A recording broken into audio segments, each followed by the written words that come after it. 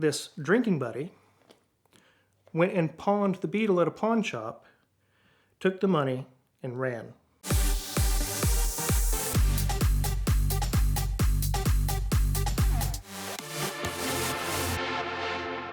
So today I'm going to reveal to you all why the car wizard does not drink alcohol.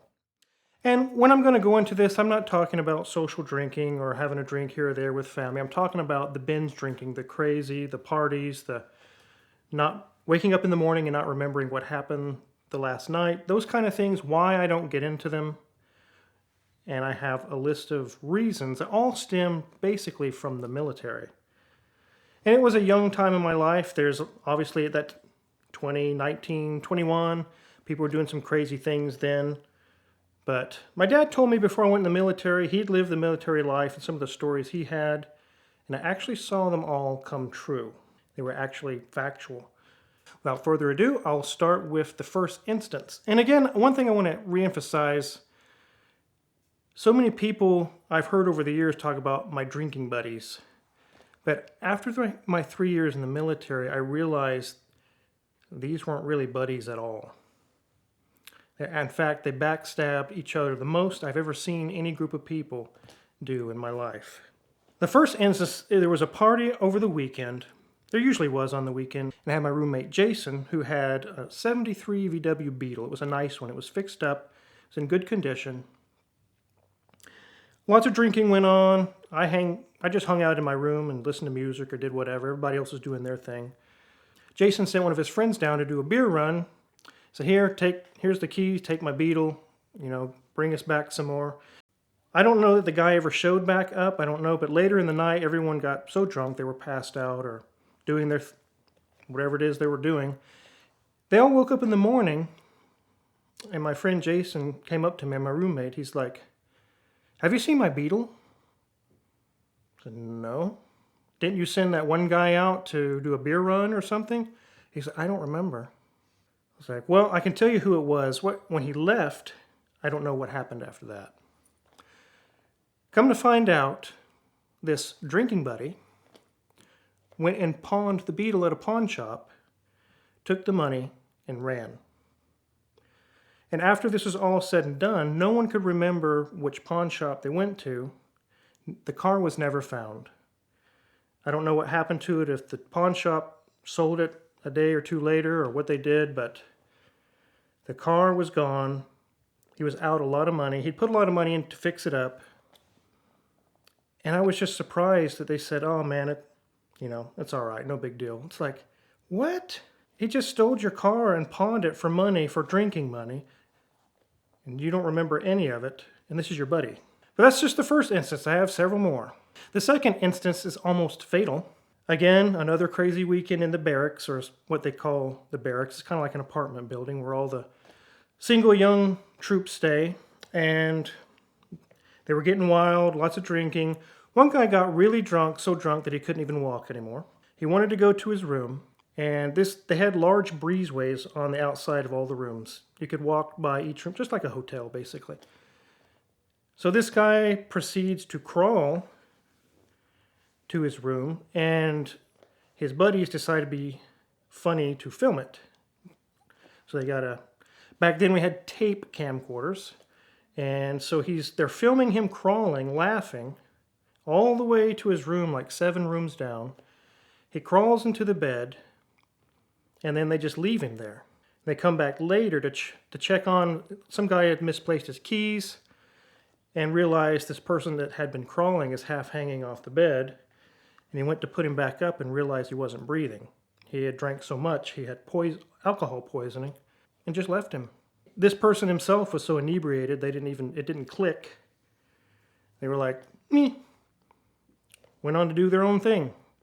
Finally, they said, "Where's so-and-so at?" I said, "Oh, I don't know. I went in there and he was half hanging off the bed." And they ran in there and found out how long he'd not been breathing. They don't know. They got the paramedics out. They came out. They took him to the hospital. And they were able to revive him. But the next day, they were all like it wasn't a big deal. I don't have any friends that would do that to me, so. But I'm not done yet. There's more. Just wait, there's more. The next one is also my friend, whose name was Jason. This night they were drinking. They're probably popping some pills or who knows what they were doing. They're getting carried away, and one of his friends said, "I bet you can't jump off the 3rd floor," which is what we were on. "Grab the gutter and hang from it." And this guy says, "I can fly." They were like, "No, you can't fly, but we're just asking you to hang on to the gutter." So after more drinking ensued, he went and jumped and grabbed it, and it let loose, and he fell 3 stories. He broke his ankle, broke his arm, and he's laying there in pain. No one went to check on him. They're like, and just carried on and do their own thing. I ran down there to check on him, and by then another friend had showed up. We got him up to the room. He said, "Please don't call the paramedics, because if they find out what happened, I could be in trouble." It's like, dude, you broke your leg and your arm. There's no way around this. You can't go to work on Monday. And finally he relented. He's like, "All right, call him." So they came, took him away, got him fixed up at the hospital. He got an Article 15, which is severe punishment in the military. I went asking around. I was like, "Why didn't you guys go down with me to check on him? I mean, he broke his arm and his ankle." And they had several explicatives. These dumbass or stupid. It's like, it doesn't matter though, he was hurt. I have lots of these stories like this that keep adding up. And I have another one I'll share with you here in a minute, but it just really affected me mentally. It's almost like, I guess you could call it PTSD. When someone offers me a drink, "Hey man, you drink?" "No, I don't do that. I don't want anything to do with it." Those kind of things go through my head. Like, I've seen the other side of that, and I don't even want to go down that path. So I have one more to share. Another night is filled with drinking. One of the friends hands another friend the debit card or ATM card, says, "Go get us some more beer." Again, just like with the Beetle, they wake up in the morning, they don't remember what happened. "Where's my ATM card, blah, blah, blah." And I said, "Well, you gave it to that guy." Anyways, after they did some checking and found out this guy had taken the card and went shopping with it. Bought several things, I don't know, $400 or $500 worth of stuff. Then he went to the ATM and got the maximum he could get out, $600, I don't know what it was, and completely put this guy into the negative in his account. I mean, we're young soldiers. We don't have lots of money in the bank. We don't have thousands and thousands of dollars. So later on, the guy got behind on his bills because of that happening. And I talked to him and I was like, "You took his money. Why would you not want to reimburse him? Or you're his buddy, right? You're drinking buddies. You would help your friend out. You took his money. Isn't there some way you're going to, man, that was just a wild party. It's just, it happens." It's like, no, not in my world. I just wanted to share, you guys, several times people have asked me, "Hey, you want to drink or do you drink?" And I say, "No, I don't." I almost met with bewilderment at times. And I wanted to put it out there so people could understand what's going through the car wizard's mind when he says, "Hell no, I don't want anything to do with your drink." So, again, I'm not nagging at the people that have a social drink or friends and family. I'm talking about the people that are doing keg stands and that. Why I don't do those types of things. I've seen what happens and how friends actually, in the end, aren't friends at all in those situations.